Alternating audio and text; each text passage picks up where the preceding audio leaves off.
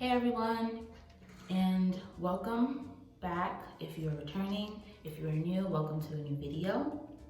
What you witnessed in the introduction is what I wear to work, how I style it, what I might pair it with, my glasses, my Starbucks. However, I'm not working.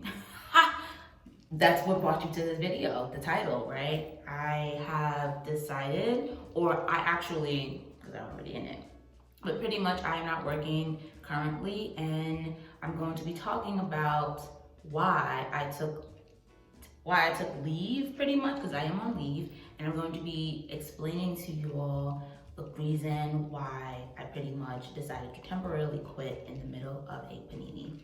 I have my notes here so that I can best explain and making sure that I get all the content that I want to get out. So forgive me for not looking at you. So to start off, first and foremost, my name is Etlin. So welcome to my channel. You know what, let me. Okay. So first and foremost, my name is Etlin. If you are new here, hi. If you're welcoming back, hey. And I want to talk to you a little bit. So how can I best explain my occupation? So pretty much I work on a college campus. So colleges and universities are open and have been open throughout this entire panini and will continue to operate that way. With everyone getting vaccinated now, colleges and universities are attempting and are looking to fully operate as normal coming this fall. So fall of 2021. So pretty much I have been on go mode, I have been on mode since March of 2020 when the panini started. And due to my position at my institution, or at the institution that I currently work at. And when I say institution, I am referring to the college or the university. So my position here is essential. My position here is absolutely critical to the institution. It is critical to the university. It's critical for students. It's critical for parents. So since the pandemonium has started, people in my position that do the type of work that I do on colleges and university campuses, we haven't really had time to be off at any point. So what ended up happening for me is that on top of the panini, my job is very stressful. My department is stressful as well. And what would end up happening was all of that just started to build up. So I started experiencing depression. My anxiety was always on 10, and I, wasn't concentrating. I wasn't getting enough sleep, and all of that led to poor eating habits. All of that led to alcoholism and other things, right? It led to lack of concentration. It led to a lot of other things. On top of that, I also struggled with imposter syndrome. I also struggled with being in a completely new state. I struggled with not agreeing with all of the policies and the procedures within my department. And what started to happen was the passion for what I pretty much went to school for. So I have both my bachelor's and master's degree, and my master's degree is in higher education administration. So I started to feel the weight of feeling like it was all worth nothing. And eventually, as things progressed and as things started to really take a turn with the panini, as well as with having to quarantine and isolate students on campus, because students are on campus, students do live on campus, I started to feel physical symptoms. So the biggest one is I'm suffering from migraines. And it wasn't just like little migraines, it was migraines with aura. It was feeling dizzy. It was like turn off all the lights, don't talk to me, I'm pissed, I'm on the verge of crying, ready to take myself to the hospital. And it reached a point where not only would I get migraines, but then I start to feel tension in my shoulders and in like my neck area, behind my neck. I would have back pain, and I knew something had to be done. I just knew something had to be done. So, as you all can see, I am a Black woman. I am a Black woman, okay? And if you know nothing about anything when it comes to Black women and stress, and Black women stress and work, it's not anything great.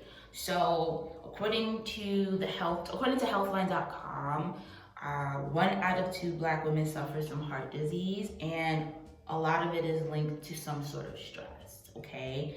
Now, another fun fact, well, it's not really fun, is that Black women have a life expectancy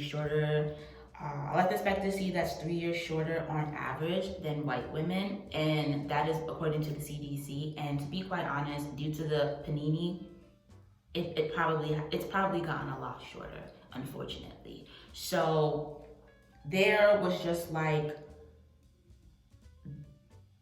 a moment where I had to kind of stop myself and really think about some of these things. Another thing about stress is that it also contributes to the maternal mortality rate, aside from medical racism. And knowing these things, I realized that stress was playing a really big part in my mental health, was playing a really big part in my emotional health, was playing a really big part in my physical health. And it was taking a toll on my happiness. I wasn't happy, I wasn't passionate about the work that I was doing. And unfortunately, I started to kind of question if life was even worth it, right? And part of it is I took my career very seriously. I still take my career very seriously. So not feeling like I was getting anything in return, and I wasn't receiving what I felt like receiving the fruits of my labor after grinding for 6 years straight, going through school. So undergrad to grad, and then jumping straight into my career. I just felt like, what's next? Like, what am I supposed to do? So one day I was just sitting, I was sitting in my apartment, and I was going through a migraine with some aura. So I was just sitting in my apartment with the lights off, and I was like, I gotta do something about this. I'm not okay. And I think that was the first time in a really long time I decided that I was going to put me first, and that was what I did. So many people have been affected by this pandemonium in so many different ways, and I recognize that I'm very blessed to still be alive, to still have a job, to have a roof over my head, to have money in my pocket, food in my stomach. I'm very blessed, and I recognize my privilege, and I recognize that I recognize where I sit in this, okay? But what I will say is that the pandemonium has taught me a couple things. For one, it has taught me to slow down. You know, sometimes I think we don't take a moment to just breathe. We're so used to going 90 miles per hour that you ever notice like your heart is racing, you're out of breath, you feel winded. Learning to slow down was very essential, and the panini forced us to have to slow down. We're so used to just being on go mode. Being from New York, I'm very used to being on go mode, and I had to slow down, but in a very different way, while still being on go mode. So that is one thing I will say I have been able to take away from this panini.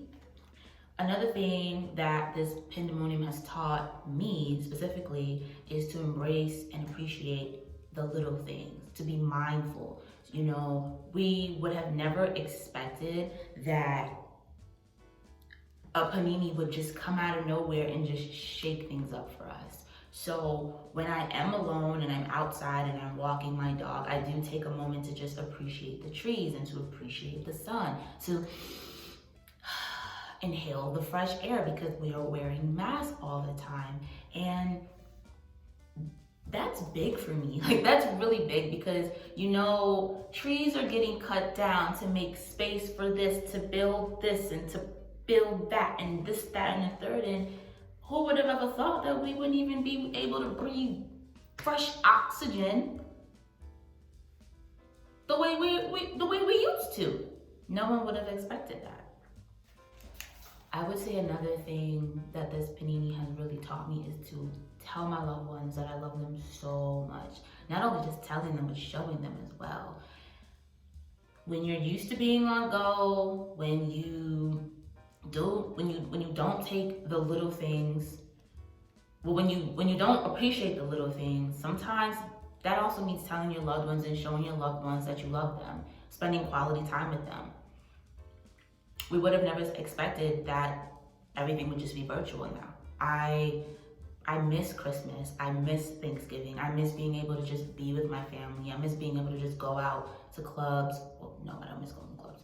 I do miss hanging out with my friends.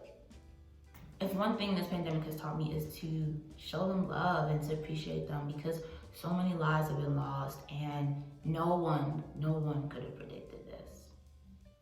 But the most important thing of it all that this pandemonium has truly taught me is to live my life. Literally, live my life. As I've stated throughout this entire thing, no one could have expected this to have come at any point. I am in my mid-20s now, and for such a long time, my life has revolved around my career. I needed to be the one to break generational curses, and I needed to work and make money and do this and get my family out of here and here and here. And never once did I really stop to say, let me go on vacation. Let me actually enjoy this hangout. Let me live a little. Let me date a little. Let me party a little. Let me have a little intercourse. So that's literally what my life has been for the last 10 plus years.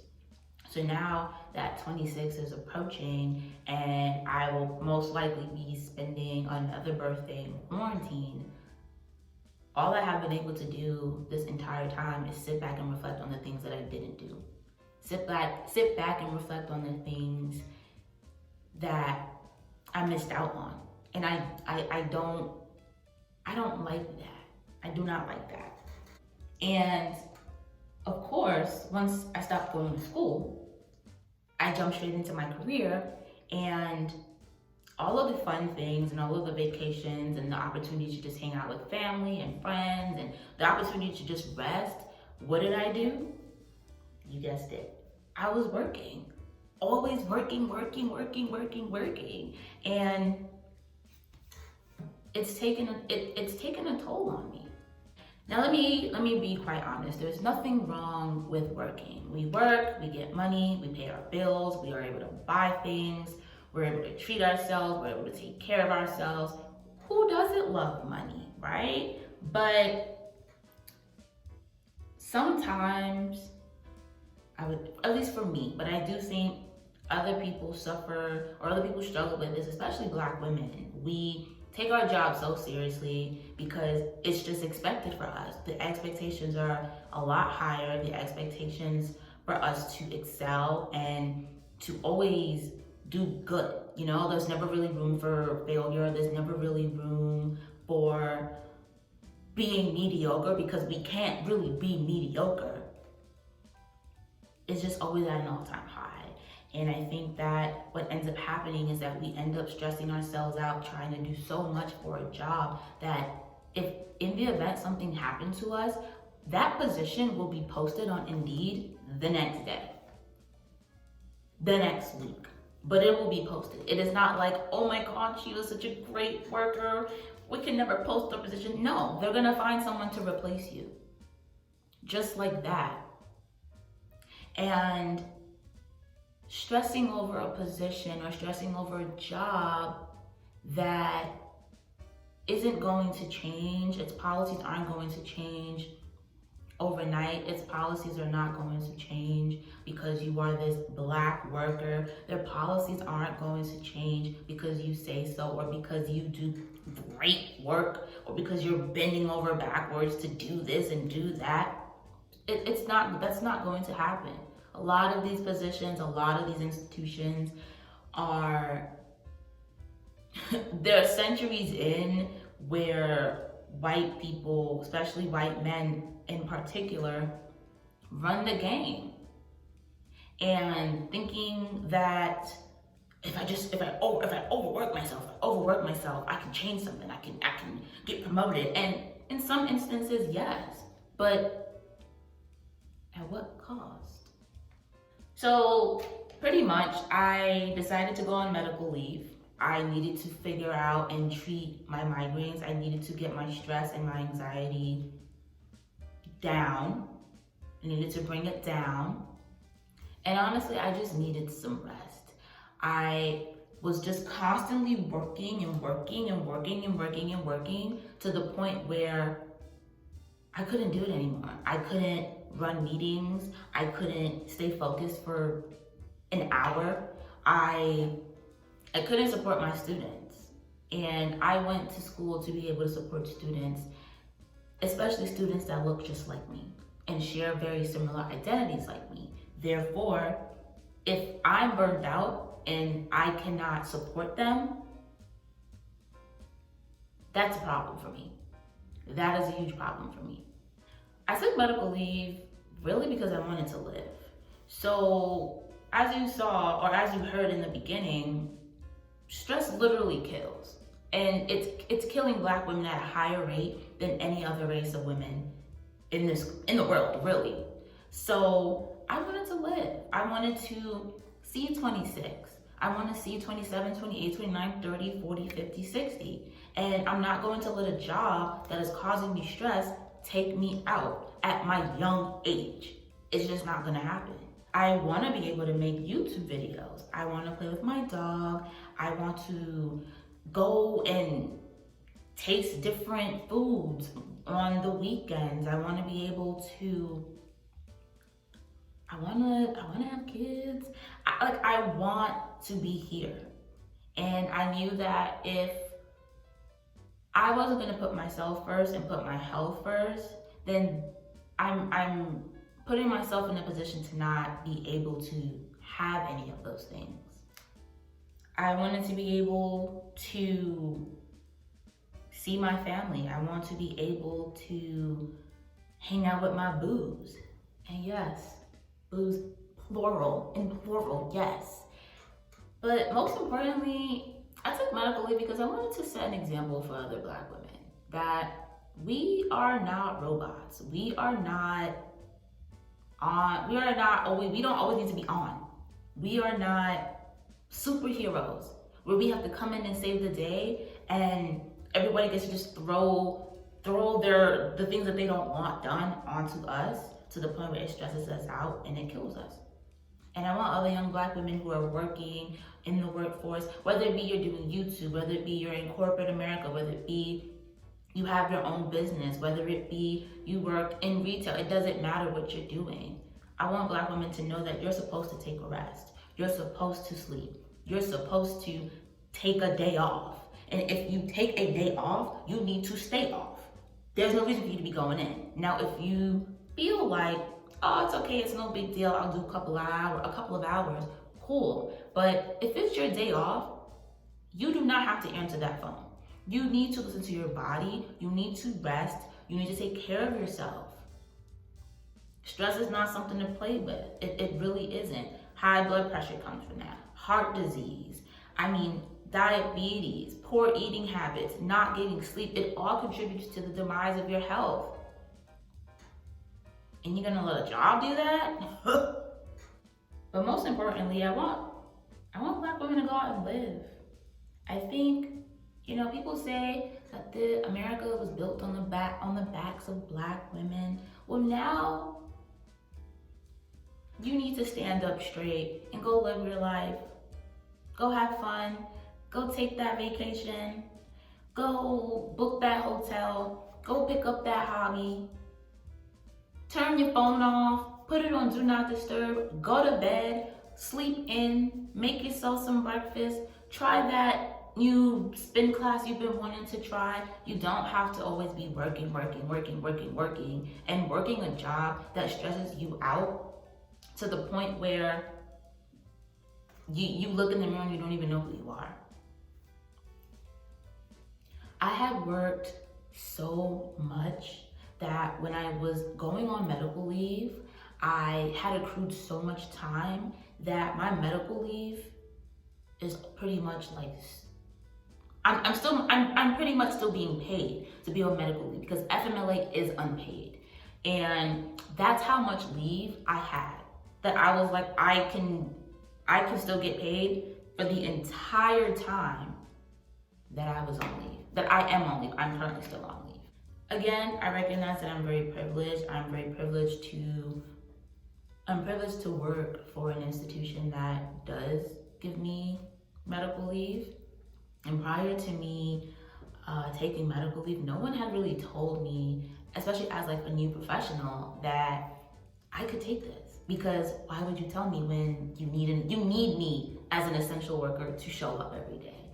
And don't let, if you work for an institution or you work for an organization that does offer medical leave, make sure you do your research. Go talk to HR, go and take that leave, especially if you need it. You don't have to take the full thing, but it's there for you. It is in your benefits package. Take leave. Go get some rest. Do not work yourself to death because you gotta get paid or because you don't want to let the job down. You don't want to let your managers down. You don't want to let your supervisors down. You don't want to let your bosses down. No. You're only letting yourself down when you sit there and you work yourself like you're a goddamn machine. It's your life. It's your health. It's your happiness, and that matters. And don't let anybody tell you anything different. Thank you so much, y'all. I hope you enjoyed this video. I hope that you were able to take something away from my little story. And I hope that I have inspired some of you to take a break, to put your health first, to put your mental health first, your physical health first, your emotional health first, to put your life first, because it matters. In the middle of a panini, it matters. So again, thank you so much for watching this video. If you liked it, thumbs up. If you didn't, thumbs down. It's all good. Comment, subscribe, share, whatever you choose to do. I appreciate all of it. So thank you once again, and I hope you all enjoy the rest of your day.